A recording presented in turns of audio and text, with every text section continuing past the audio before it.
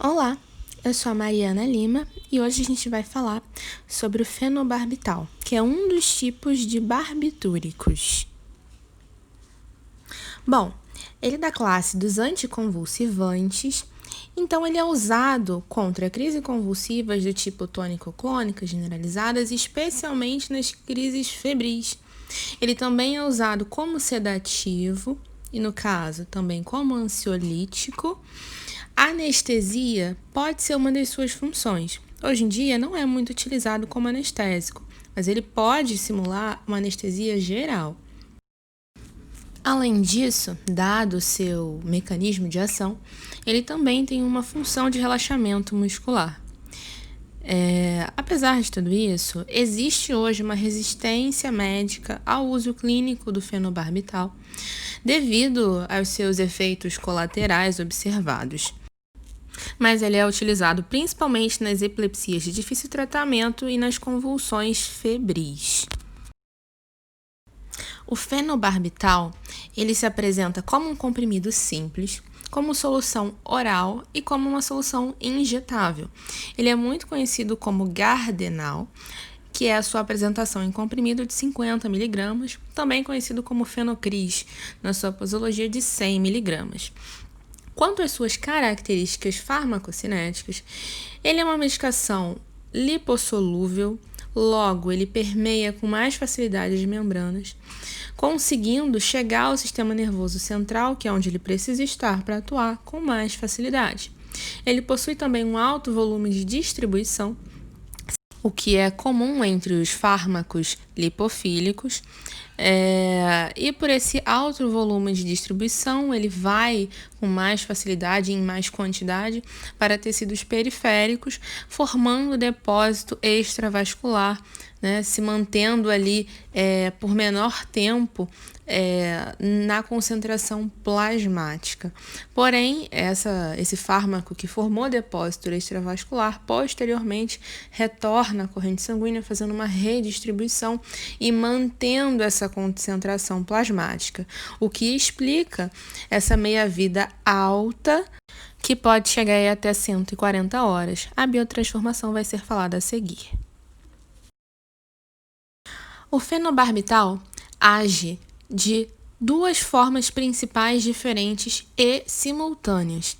Ele aumenta a inibição GABAérgica a partir do momento que o fenobarbital se liga ao sítio alostérico, ao sítio regulatório do receptor GABA-alfa.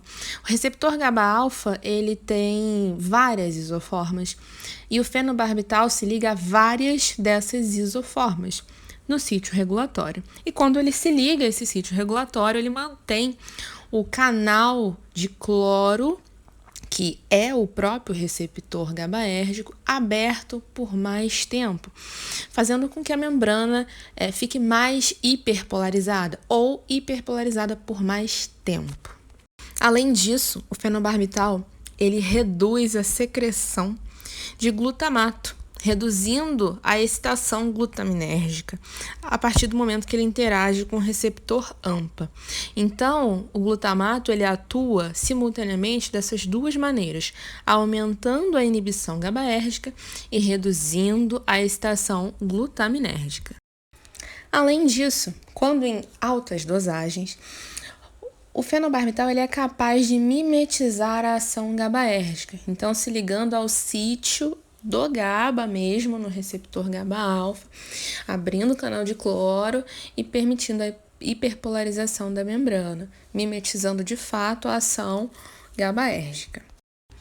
Conhecendo agora o mecanismo de ação do fenobarbital, a gente reconhece que ele atua como um depressor do sistema nervoso central e, com isso, ele exerce a sua função anticonvulsivante. Entretanto, ele atua de duas formas, né? Diferente dos benzodiazepínicos, ele atua de duas formas fazendo essa depressão.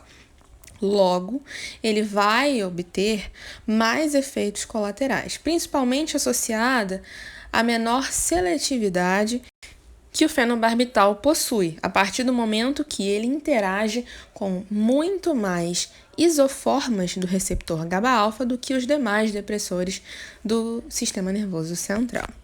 Bom, sobre metabolismo agora vocês vão ver a seguir. Olá! Continuando a conversa sobre o metabolismo do fenobarbital já introduzido por Mariana, é importante dizer que após a absorção do fármaco, que ocorre principalmente no intestino delgado, cerca de 25% são excretados pelos rins de forma inalterada, enquanto 75% restantes sofrem um metabolismo hepático. O fenobarbital ele é um ácido fraco com características lipofílicas. Assim, cerca de 20 a 45% se ligam às proteínas plasmáticas. No fígado, o fenobarbital é metabolizado pelas enzimas microsomais, vou chamar a atenção dessa YP2C9, que é a principal enzima, que catalisa as reações de fase 1, que no caso desse fármaco inclui reações de oxidação, por adição de grupamento hidroxila à molécula do fármaco. Essas reações têm o principal objetivo de alterar a funcionalidade, ou seja, a bioatividade do fármaco, sem alterar drasticamente a sua hidrossolubilidade, muito embora exista a alteração dessa característica hidrofílica. Assim, para que haja melhor excreção desse fármaco, é importante que os produtos das reações de fase 1 tenham a sua hidrossolubilidade aumentada, permitindo a sua melhor excreção. Isso é feito pelas reações de fase 2, que incluem reações de sulfonação e glicoronidação, que são feitas respectivamente pelas sulfotransferases e pela uridina de fosfato glicuronil transferase. O fenobarbital tem a capacidade também de estimular a expressão de enzimas da subfamília, de outras enzimas da subfamília CYP e UGT, especialmente as enzimas CYP1A2, 2C9, 2C19 e 3A4. Assim, os fármacos que são metabolizados por essas enzimas têm o seu efeito diminuído mais rapidamente, uma vez que a sua taxa de metabolismo se torna mais rápida. Dentre esses fármacos e também outras substâncias endógenas incluem os hormônios esteroides e os anticoncepcionais.